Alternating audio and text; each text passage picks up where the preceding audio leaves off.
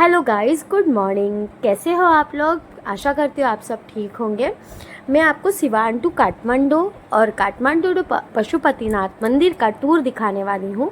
मैं मेरे ब्लॉग में आपको पूरी तरीके से जानकारी दूंगी मेरे टूर की।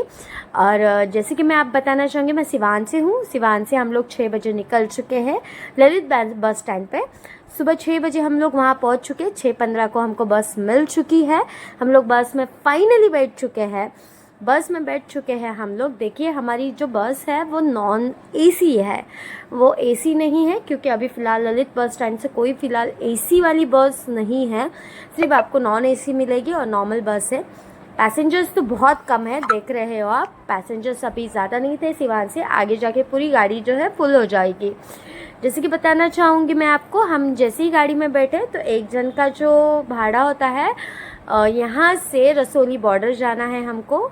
रसोली बॉर्डर तक का हमारा जो भाड़ा होगा बस का, वो एक जन का 300 रुपये है। ठीक है, तो 2 जन का 600 रुपये। तो हम लोग बैठ चुके हैं। और जैसे कि अभी हमको 4 से 5 घंटे लगेंगे रसोली बॉर्डर के लिए।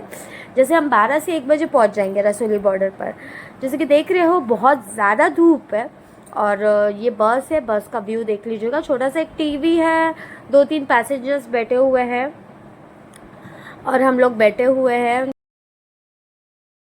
फाइनली आधे घंटे में हम लोग रसोली बॉर्डर पे पहुंच जाएंगे। जैसे कि आप देख पा रहे हो, हम दोनों की शक्ल जैसे बहुत ज़्यादा उतर चुकी है। हम लोग सुबह जैसे निकले थे 6 बजे मॉर्निंग में। मेरा जन्माष्टमी का व्रत था, क्योंकि सैटरडे के दिन जन्माष्टमी थी, तो मैंने व्रत तोड़ा नहीं था। तो जैसे ही बस रुकी थी तो मैंने चाय नाश्ता करके मेरा व्रत तोड़ा था। तो एक आधे घंटे में हम लोग रसोली के बॉर्डर पे पहुंच जाएंगे। जैसे देख रहे हो, बाहर बहुत ज़्यादा धूप है, सब जगह हरियाली हरियाली, आसमान इतना सुंदर है, पूरा साफ दिख रहा है आसमान। आप देख पा रहे हो, खेती की है लोगों ने, पूरी हरियाली छाई हुई है। देख पा रहे हो कि धूप कितनी तेज़ है।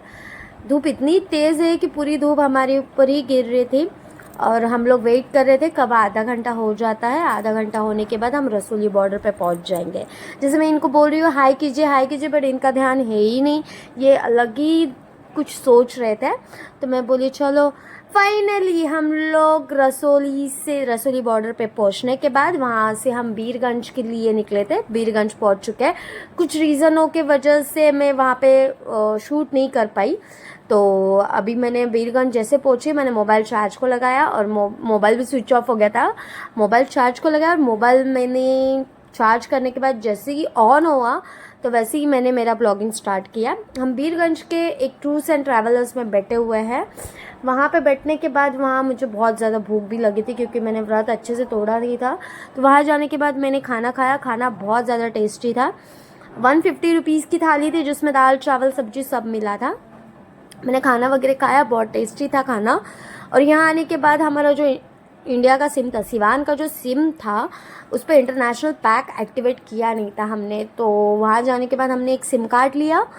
बीरगंज में एक 200 का सिम कार्ड मिला और एक 100 रुपीज़ का रिचार्ज करवाया था। जैसे कि जिस ऑफिस में बैठे हैं उनका ये पोस्टर है, टूर्स एंड ट्रैवलर्स का, वर्षा है उनका tours and. AC non AC दोनों बसेस मिलेगी आपको। छोटी मिनी बस भी मिल जाएगी। अगर आपको इस बस से ट्रैवल करना है, यहाँ से काठमांडू आपको 5 से 7 घंटे लगेंगे पहुँचने के लिए।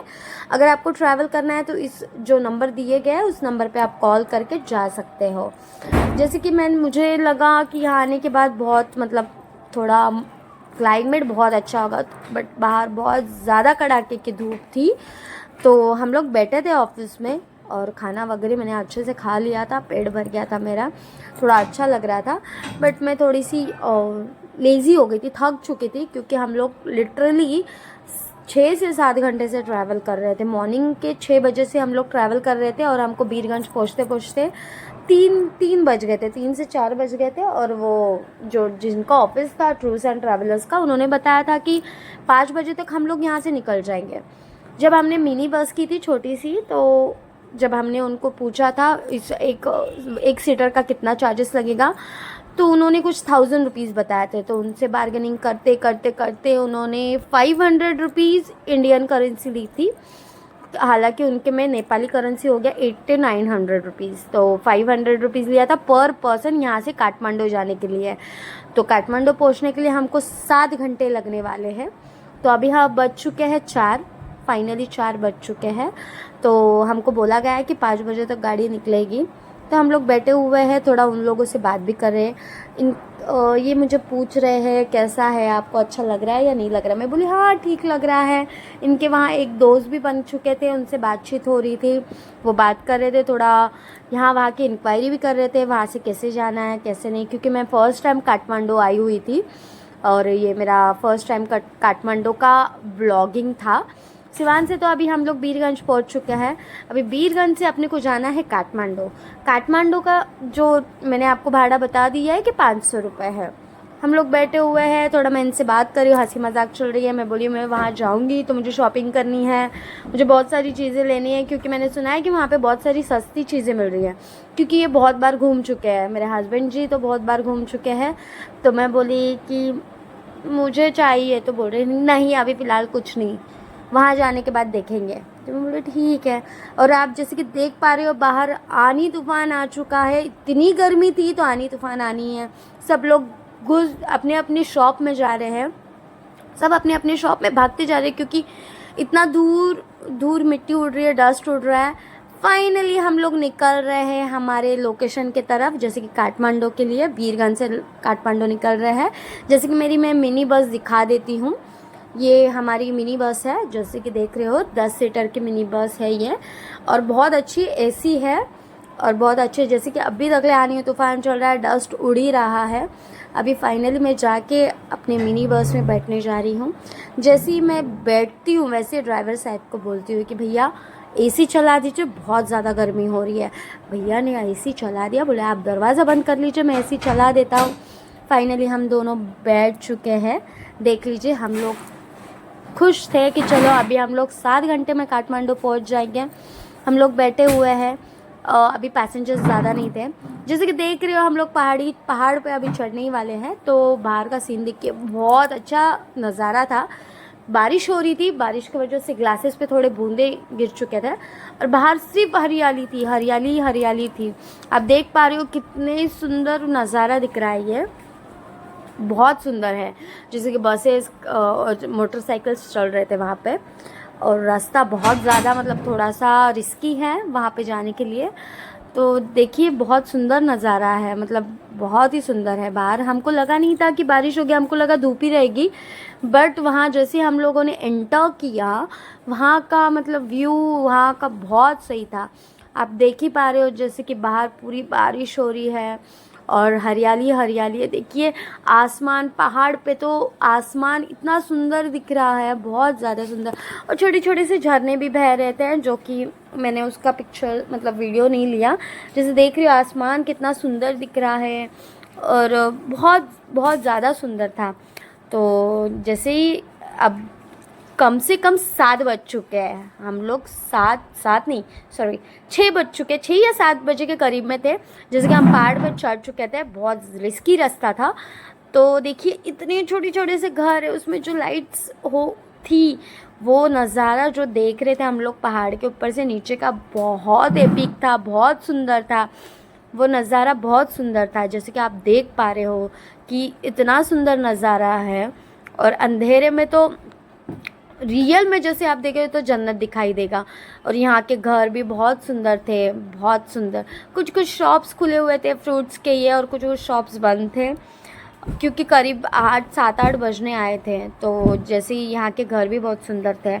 हम लोग अभी और आधे 1 घंटे में पहुँचने ही वाले थे, पर ऊपर से जो नज़ारा दिख रहा था नीचे का, वो देख के मुझे बहुत दिल खुश हो गया हम दोनों का। मैं बोली वाह, मैं यहीं रह जाती हूँ, मैं जाऊँगी ही नहीं, यहीं रह जाऊँगी। और बारिश भी बंद हो चुकी थी ऑलमोस्ट। फाइनली हम लोग काठमांडू पहुंच चुके थे 8 बजे। 8 बजे पहुंचने के बाद वहां से एक बस मिली थी हमको लोकल, वहां की जो पशुपतिनाथ मंदिर के यहाँ छोड़ने वाले थे, क्योंकि हमको दर्शन तो अभी मिलने वाले नहीं हैं। तो हम लोगों ने सोचा वहाँ पे ही कोई होटल लेके स्टे कर लेंगे। तो ये बोले ठीक है वहाँ पे होटल ले लेते हैं। तो हम लोग वहाँ पे कुछ 9 बजे पहुँच गए। तो वहाँ पे होटल सर्च करने के बाद हमको भोलेनाथ प्राइवेट लिमिटेड एक होटल मिला, जो कि 2000 इंडियन करेंसी के हिसाब से हम लोगों के 4 लोगों का ये था। एक होटल का मतलब 1000 रुपीज़। तो 1000 का होटल हमने लिया था। वहाँ पे हमने लगेज वगैरह रखे। मुझे बहुत ज़्यादा भूख लगी थी, तो उन्हीं के एक कोलैबोरेशन में, मतलब उन्हीं के कोलैबोरेशन में एक रेस्टोरेंट था, रमन रेस्टोरेंट। वहाँ पे शुद्ध शाकाहारी खाना मिलता है। वहाँ पे हम लोग गए, खाना वगैरह खाए। तो ये मुझे पूछ रहे हैं खाना वगैरह कैसा है, अच्छा लग रहा है क्या। देखिए ये खाना है 150 रुपीज़ इंडियन करेंसी। दाल चावल सब्जी रोटी मिलेगी आपको अनलिमिटेड, बट एक थाली में एक ही जन खा सकते हैं। इन्होंने पूरी सब्जी खाई थी। ये रेस्टोरेंट है, बहुत सुंदर रेस्टोरेंट था। प्योर शुद्ध शाकाहारी खाना था, ना लहसुन प्याज, बिना लहसुन प्याज का खाना था ये। तो ये मुझे पूछ रहे हैं कि खाना अच्छा लग रहा है क्या नहीं। मैं बोली बहुत अच्छा है। फाइनली मॉर्निंग होती है, हम लोग रेडी होते हैं। ये मेरा जिस होटल में हम लोग रुके हुए हैं वहाँ का रूम है। देख लीजिए, बहुत अच्छा हाइजीन मेंटेन किया था। हम लोग जैसे एंटर किए थे हमको वेलकम किया गया था, बहुत सुंदर था। फाइनली हम लोग रेडी हो चुके थे। हमको मॉर्निंग में हम 7 बजे उठ के नहा धो के रेडी हो गए थे। हमको जाना था पशुपतिनाथ मंदिर के दर्शन करने के लिए। मैं इनको पूछ रही हूँ आप रेडी हो गए क्या, चलिए निकलते, क्योंकि हम लोग दर्शन करके घूमने जाने वाले थे। तो ये बोले हाँ आप रेडी हो गए हो क्या। मैं बोली हाँ मैं रेडी हो चुकी हूँ। तो हम लोग निकल गए। फाइनली हम लोग मंदिर में आ चुके हैं। मंदिर के बाहर का नज़ारा है, जैसे कि अभी हम मंदिर एंटर करने वाले हैं। तो ये जैसे कि देख रहे हो हम लोग निकल चुके हैं, मंदिर जा रहे हैं। तो मंदिर के लिए जा रहे थे, तो वहाँ पे फूल और प्रसाद मिल रहा था, तो हमने फूल और प्रसाद ले लिया था। तो फूल और प्रसाद के भी चार्जेस मुझे बहुत हाई लगे, क्योंकि 300 रुपये में वो प्रसाद और मतलब लाइक फूल मिला था। तो बहुत ज़्यादा चार्जेस थे, क्योंकि सावन में उससे भी ज़्यादा कॉस्टली होगा, पता नहीं, मैं फ़र्स्ट टाइम आई थी। तो सावन में इतनी भीड़ नहीं थी, सावन में इससे ज़्यादा भीड़ होती है, तो नॉर्मल भीड़ थी। जैसे कि देख रहे हो ये मेरा मैं इनका वीडियो निकाल रही थी ये जब जा रहे थे। और देखिए यहाँ का व्यू इतना सुंदर है। ये मंदिर है, आजू बाजू छोटे छोटे मंदिर हैं। जैसे ये मेरे वीडियो निकाल रहे हैं, इनको लग रहा है कि मैं वीडियो नहीं निकाल रही, ब्लॉगिंग नहीं कर रही, तो ये मेरा ब्लॉगिंग कर रहे थे। तो इतना हंस रही थी मैं। तो फिर जैसे ही आगे आगे हम बढ़ रहे थे, वैसे छोटे छोटे घर भी थे और लाइक छोटे छोटे मंदिर भी थे। बहुत सुंदर नज़ारा था। वहाँ के लोग भी मतलब थोड़े अच्छे थे, बहुत हेल्पफुल थे वहाँ के लोग। आगे जैसे ही हम लोग बढ़ते हैं तो छोटे घर होते हैं, वहाँ पे फूल माला बेचने वाले लोग होते हैं। और बहुत सुंदर सुंदर नज़ारे देखिए आप ही देख पा रहे, व्यू इतना सुंदर है कि कुछ बोलो मत। अब आगे ही देखिए कि ये मेरा वीडियो निकाल रहे हैं। मैं बोली हाय क्या करें। अब हम जैसे एंटर कर रहे हैं पशुपतिनाथ मंदिर के, यहाँ पे है हम लोग और हम लाइन में लगे हुए हैं। हमको पता नहीं था वहाँ पे फ़ोटो वीडियो अलाउड नहीं है। पीछे से नेपाली लड़कियाँ भी देख रही है। अब जैसे कि देख पा रहे हो वहाँ से गंगा नदी बह रही है। ये गंगा नदी है, पशुपतिनाथ मंदिर के अंदर की नदी है। जैसे कि इनका बहाव बहुत तेज़ी से था। उसके अपोजिट साइड में बहुत सुंदर सुंदर छोटे छोटे मंदिर थे, वहाँ पे भी लोग बैठे हुए थे। हम लोग दोनों ब्लॉगिंग कर रहे थे, फ़ोटोज़ वगैरह लिए और थोड़ा सा ब्लॉगिंग वगैरह की है। और जैसे ही देख रहे हो कि नदी का प्रवाह बहुत ज़्यादा था। जैसे पानी को मैं हाथ लगाई, पानी देह पे हम लोगों ने थोड़ी बूंदें गिराई। और यहाँ पे बहुत सारे लोग मतलब यहाँ पे बैठे हुए थे थोड़े, और बाकी के लोग पूजा भी कर रहे थे। तो हम लोग सोचे चलो अभी पूजा कर रहे हैं, पूजा पाठ तो हमारा हो चुका था। तो यहाँ के हमने फ़ोटोज़ भी निकाले थे।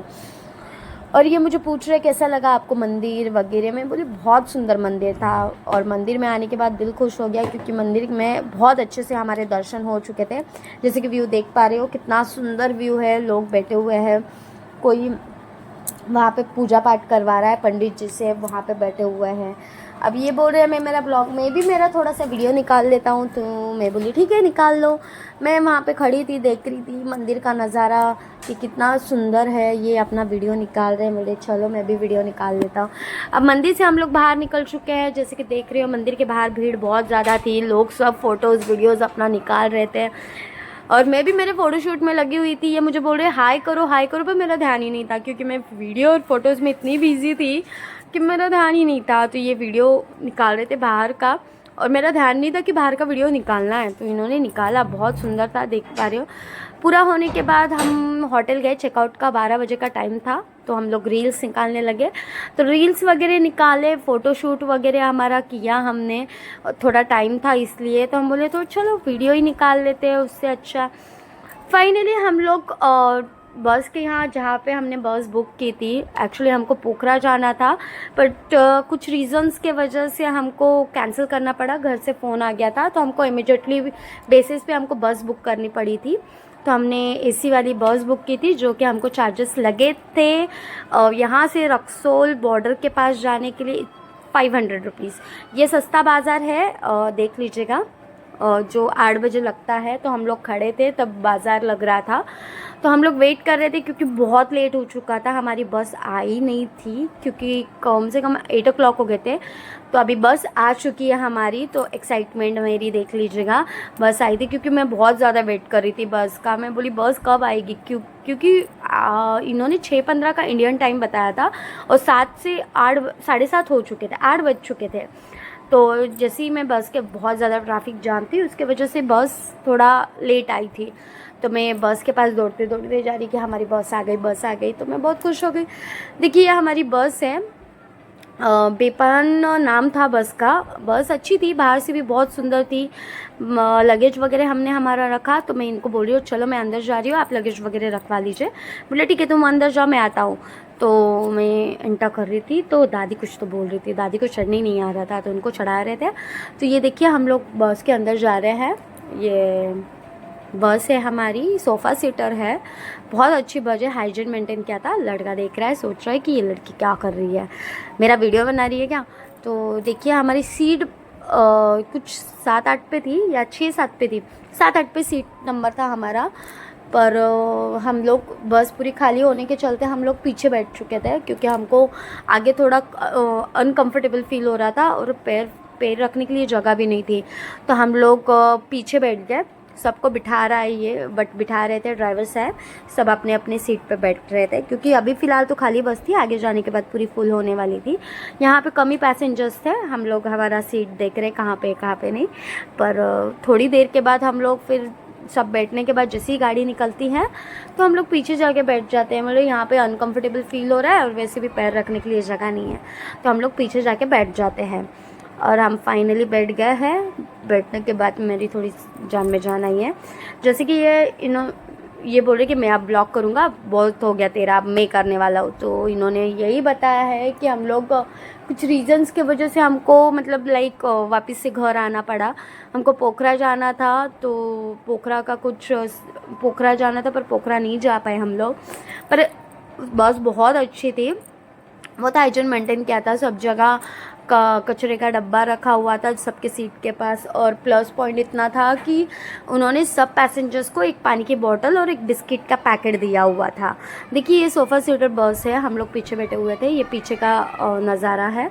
आगे भी बहुत सुंदर है, जैसे आगे भी बहुत कम पैसेंजर्स थे देखिए। और वो टीवी भी लगा हुआ था, उन्होंने बोला था वाईफाई फ्री है, बट वाईफाई नहीं था उसमें। ड्राइवर ने बोला कि नहीं वाईफाई नहीं है, और चार्जिंग का सॉकेट भी ख़राब था थोड़ा सा, तो हमारा मोबाइल भी ज़्यादा चार्ज नहीं था। तो हम बोले कि जल्दी जल्दी से व्लॉगिंग कर लेते हैं, नहीं तो फ़ोन स्विच ऑफ हो जाएगा तो व्लॉग करने नहीं आएगा। तो और बाहर बारिश भी हो रही थी, बहुत सुहाना मौसम था। और हम लोग फाइनली रक्सौल निकल गए थे। ये मुझे पूछ रहे कैसा लग रहा है घूम के, मैं बोली बहुत अच्छा लग रहा है, और सर दर्द हो रहा था क्योंकि थक चुके थे हम दोनों। मैं बोली मुझे बहुत अच्छा लगा घूम के, आपने मुझे घुमाया, थैंक यू सो मच। और पूछ रहे थे खाना वगैरह कैसा लगा, बस कैसी लगी। मैं बोली सब कुछ अच्छा था, सब अच्छा था। ये हमारा छोटा सा व्लॉग था, ये हमारा ट्रैवलिंग का, कि हमने सिवान टू काठमांडू टू पशुपतिनाथ तक का आपको मैंने पूरा डिटेल्स बताया। पसंद आए तो लाइक और शेयर कमेंट कीजिए। Thank you, bye.